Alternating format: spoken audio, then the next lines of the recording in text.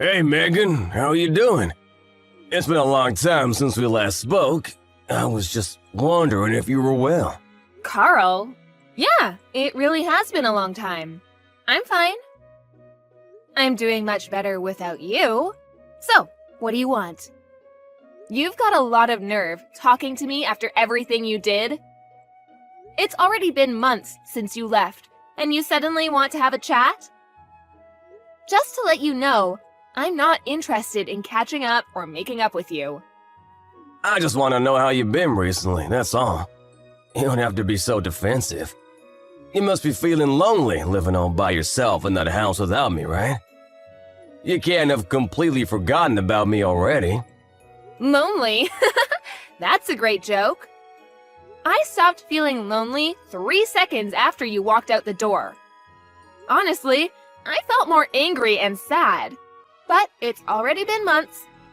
I'm not sad about you anymore.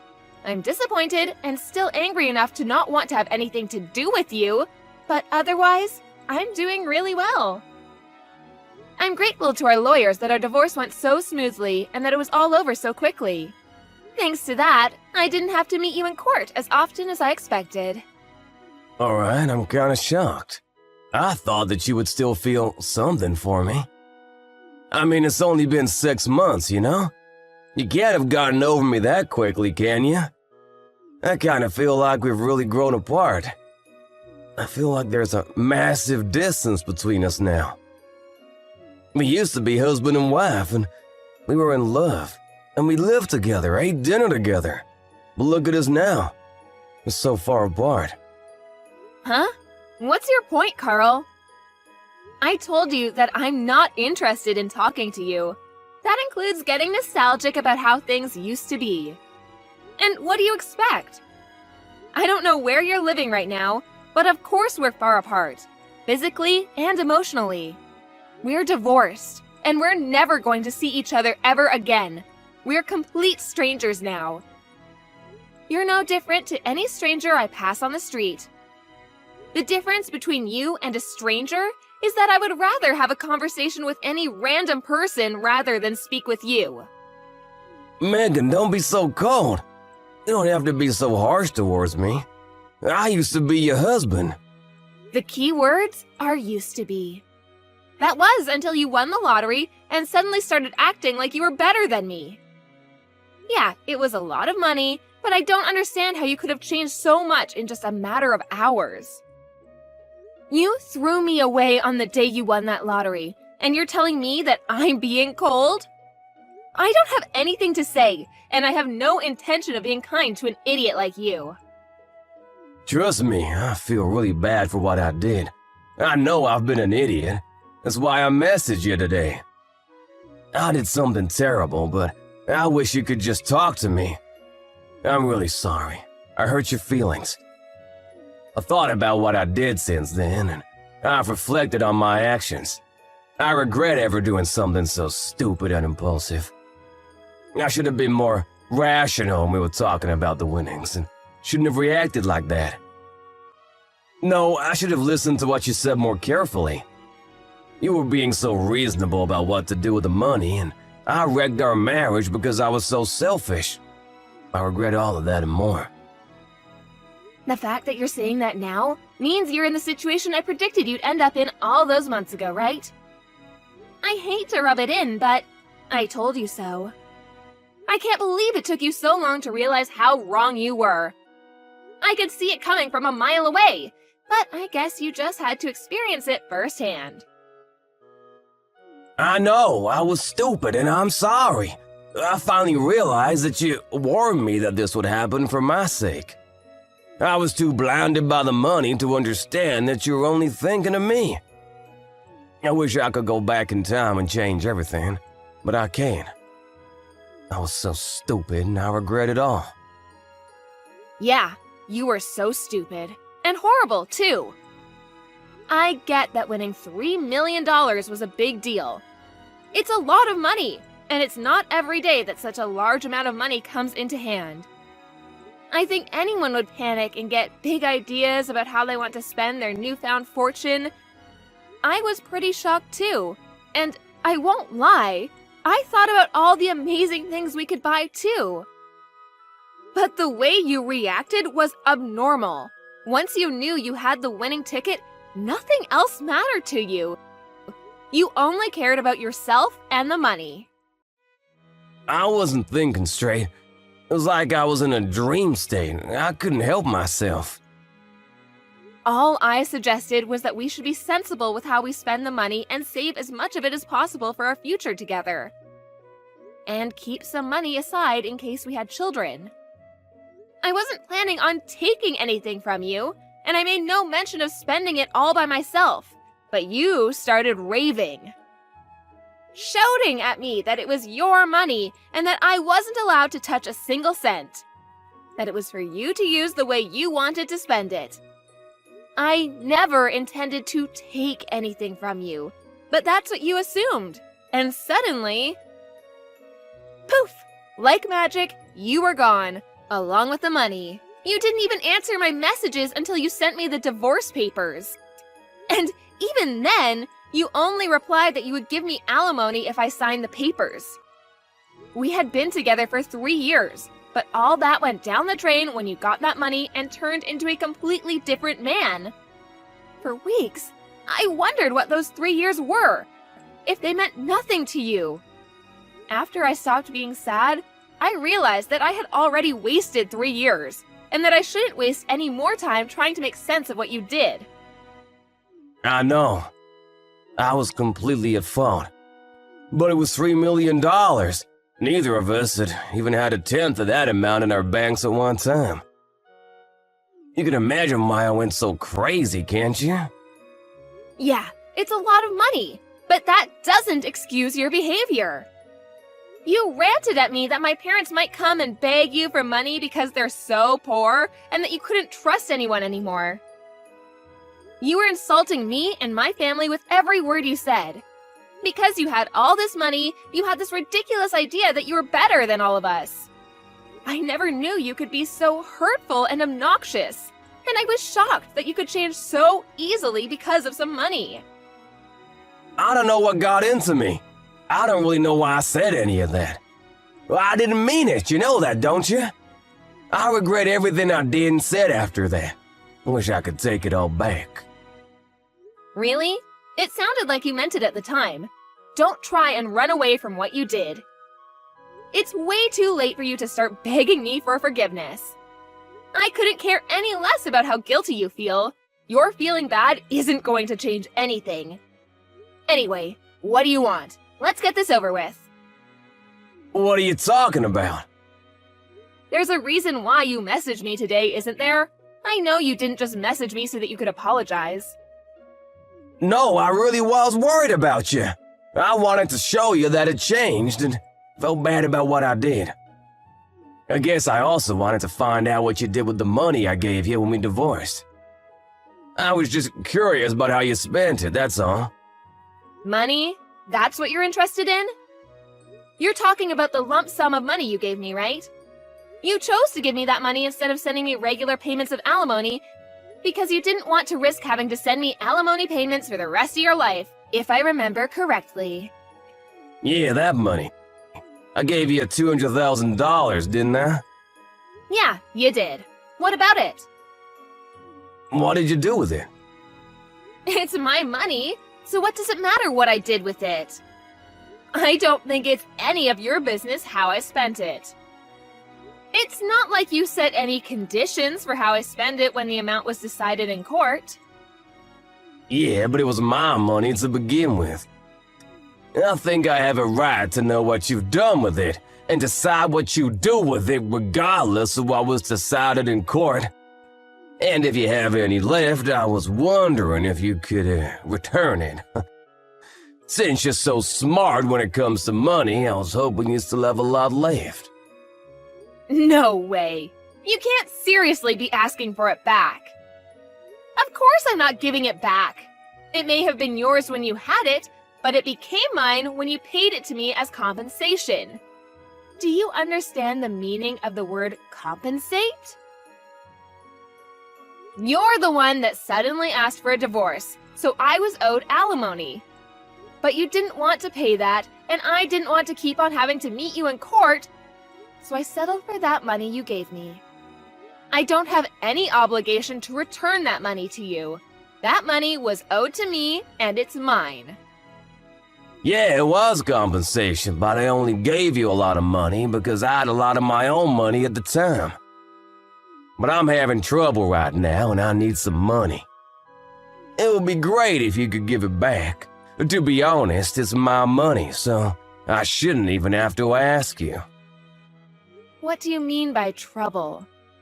I got married after we divorced. Oh, so the rumors I heard were true. Congratulations! I heard that you married someone. So, how did that turn out for you? She ran away with all of my money. I never should have married her. What? All of it? Yeah, can you believe it? It was $3 million, so I thought that I didn't have to worry about anything for the rest of my life. I thought I could live like a celebrity. So I resigned from my job and had a house built for me and my new wife. We filled it with designer furniture and everything. We even had a pool put in. We were living the perfect life together until one day she suddenly asked for a divorce. After the divorce was finalized, I realized that all of my money had been transferred to her bank account, and she was gone. We were divorced. My account was empty. She had disappeared. She even told her lawyers that I'd been cheating on her. Even though I'd never done anything like that. I'd already lost $1 million in compensation during the divorce for an affair I never had, and she took the rest of what was in my account without me even realizing it. I don't know where she is, but the last I heard, she was living in a penthouse apartment abroad. You said you never cheated on her, but she managed to win the court case? That must have meant that she had enough evidence to argue for compensation. You can try and act the victim all you like, but in the end, it was your own fault. Your own, irresponsible actions brought all this upon you. Yeah, fine. She got pictures of me with another woman. But how is it fair that she gets $1 million in the divorce? It's my money! So you did cheat on her after all. You're a pathetic excuse for a husband. Yeah, alright. Say all you like. Anyway, that's not my point. I've explained why I need the money. Can you give me back the money I gave you? I need it right now. My ex-wife got the house and the divorce too, so I don't have anywhere to live. She's not even using it, she's abroad. But the woman put it out for sale. I was kicked out of my own house so that she could sell it and take more money from me. Megan, you're still living at the same place we lived in when we were married, right? Can we live together again? Excuse me? Are you asking if you can move in with me? Let's just forget about everything that happened in the past and live together. I want us to start over. I'll be a better husband this time. Even if we don't have the $3 million, I know that we can be happy together. I still love you. We can work through this together. I swear I'll make you happy this time. No way. You must be out of your mind. It's disgusting how you think you can slither your way back into my life again. We're over, and we're never getting back together. Ever.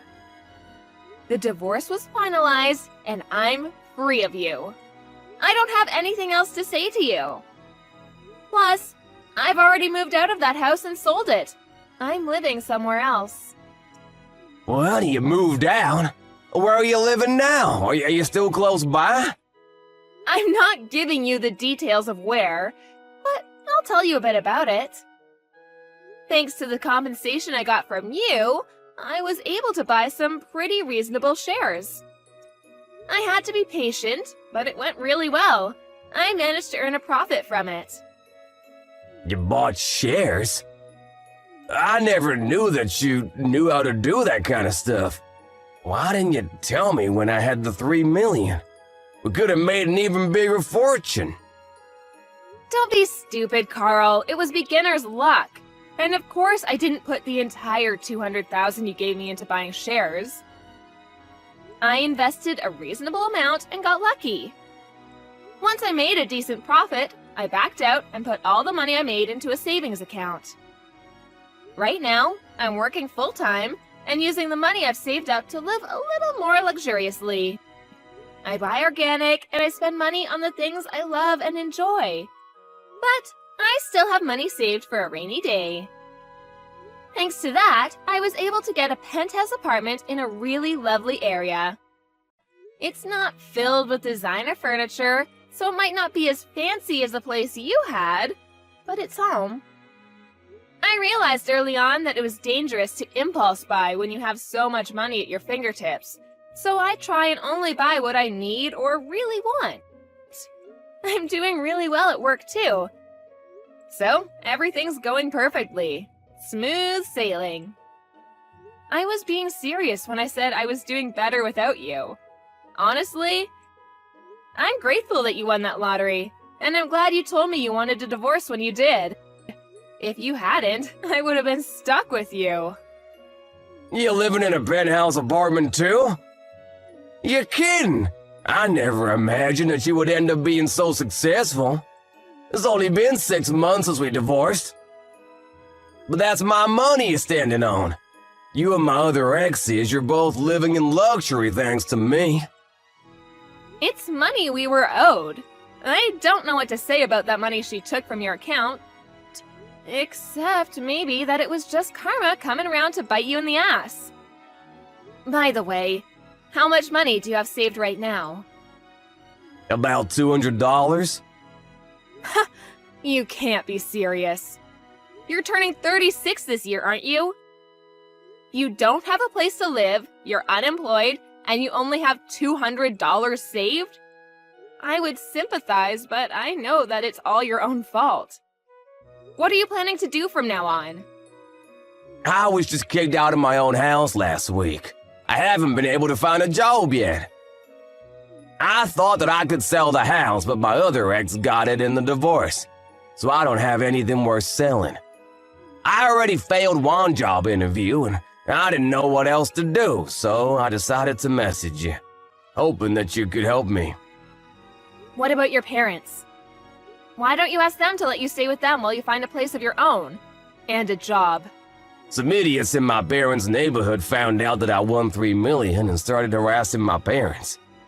Most of it was really childish, you know, throwing toilet paper around, but they were getting death threats in the mail and stuff too. Some magazines were asking for interviews non-stop. My parents ended up moving away and they cut ties with me. I need your help, Megan. I don't have anyone else. You're the idiot, Carl. That's the main reason why I warned you about bragging about your win to everyone. Just because you won $3 million doesn't make you better than everyone else. I told you that you shouldn't get carried away, didn't I? But you didn't listen, and you lost a lot of friends and made a lot of enemies in the process. I know, I regret a lot of what I did.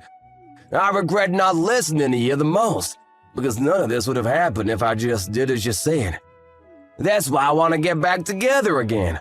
I need you to keep me in check. Sorry, Carl, but I'm not interested in being your babysitter. We're never getting back together. There's not even a 1% chance of it happening. Why not? I'm not asking you to be my babysitter. I want us to be husband and wife again. We didn't get divorced because we stopped loving each other. You still love me, don't you? We can get back together again. You must be joking. You're the only one that thinks we still have a chance. I don't know whether you do actually still have any feelings for me, or if you're just saying all this because you want money. But either way, it doesn't change how I feel about you. The second you said you wanted a divorce, I hated you from the bottom of my heart. You chose your money over me.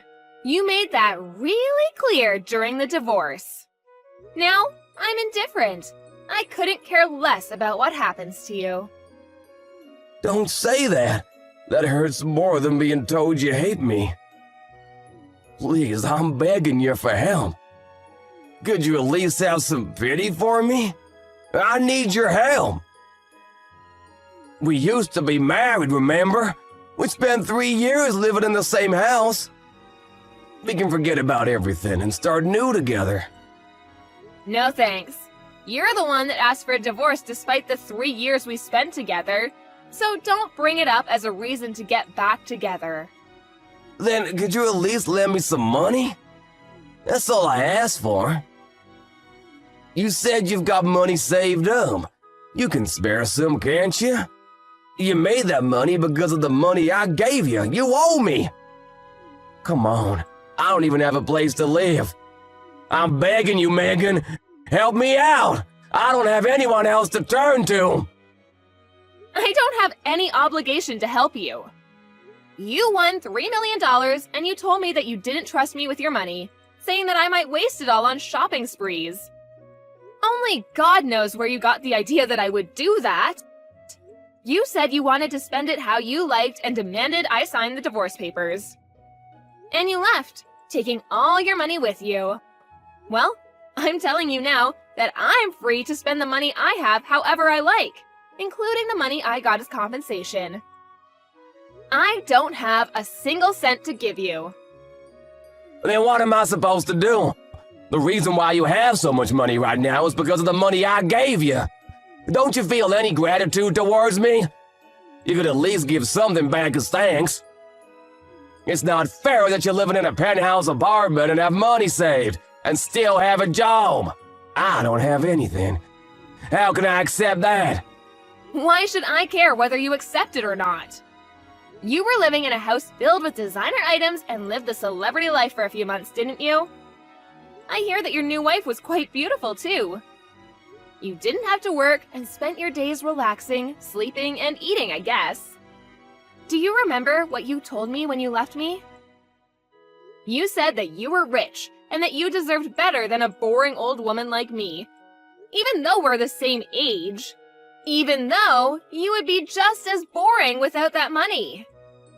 You said that you were going to find someone younger and prettier.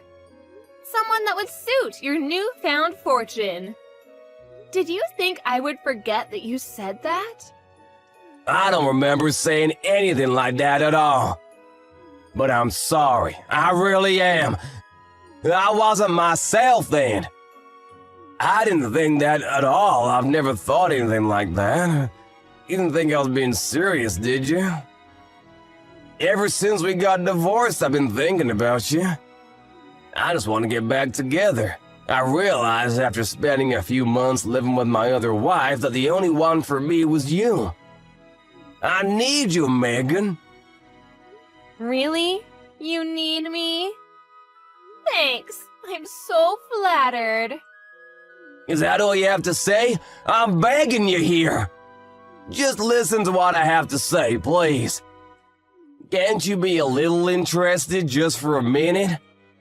I just need $1,000, that's all. I won't ask for any more than that. I'll pay you back. Megan, are you listening to me? If I have $1,000, I can buy lottery tickets again. I'll win a fortune, and I'll be able to give you all the money you want. You've got to be kidding. I guess it's true that money drives people crazy. You hear a lot in the news about how people spent their winnings on something ridiculous, but I think you've outdone all of them.